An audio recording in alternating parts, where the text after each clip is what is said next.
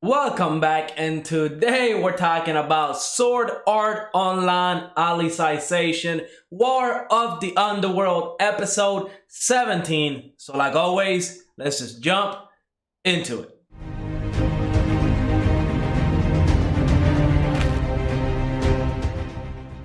This episode is setting up Kirito being woken up. Hopefully it happens next episode. They're definitely hinting at it that it's gonna happen next episode. If it doesn't, I'll be quite surprised and kind of salty if it doesn't wake up. It's been like 40 episodes. Kirito needs to wake up right now. We need him right now. I know I said this many times in my last review of the anime, but yeah, Kirito needs to wake up like right now. It's the moment of truth, everybody. But yeah, I do think he is going to wake up next episode. And once he does, once he sees the state that Asuna and Klein and even Lifa and even Shinon, I mean, they're all in some really bad situations right now. They're in a bad shape. I mean, Shinon is over there missing some legs.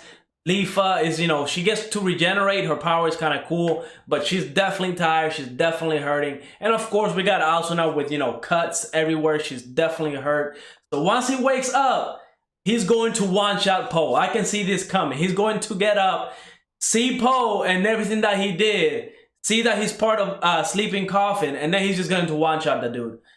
He's going to one-shot PoH, and it's going to be amazing. I can't wait for that to happen. But let's talk about the fight between PoH and Eiji / Yuna, because that fight was absolutely great. It definitely gave me some MMO vibes, especially with Yuna. She was like a single class, and she was giving Eiji, his buffs and stuff like that so he can keep up with PoH. But it wasn't enough. But the animation in that whole fight scene was absolutely stunning.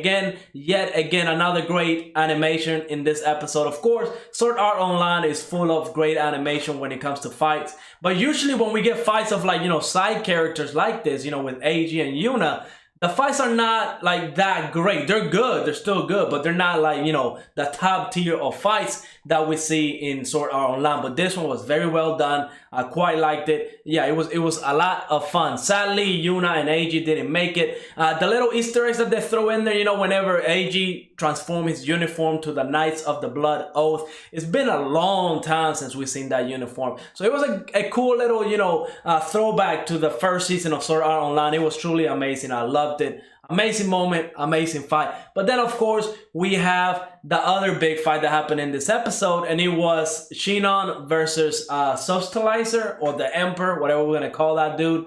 But yeah, that fight again, it was really well done. You can see both players are very, very skilled. Their bullets were kind of touching each other. It was an amazing fight, a battle of wits almost, with how they were shooting their weapons. And when you thought Shinon was going to get destroyed, I was like, damn, is Shinon going to be the first one to get kicked out of the game? Like the first one to kind of die in the game?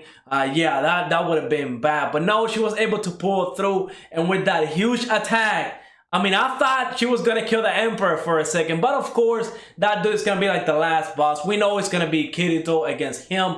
But honestly, for a split second, I was like, did Shinon really just pull this off? Did she really just kill the Substilizer or the Emperor? And no, she was able to take an arm off and, a little burn in his face to the point where he just kind of ran away. I'm pretty sure he's going to heal up. He's going to get his arm back. But I really love that scene as well. I mean, overall, this episode was just really well done. They were setting up all the different characters in bad situations because at the end of the day, Kirito is going to be the one to save them all. He's going to be the one to come in and change the tides of the battle. And now we have to also talk about Lifa, because she was definitely holding her own. And we see that the character or the admin account that she's playing as, it's kind of like an immortal. Yeah, she can get hurt and stuff like that, but she can, put her body parts back together. I mean, when that scene where they threw a spear at her eye, all that gore, we don't see a lot of gore in Sword Art Online. But when we do get it, damn, it was very well done. It was terrifying. I mean, you can just feel the pain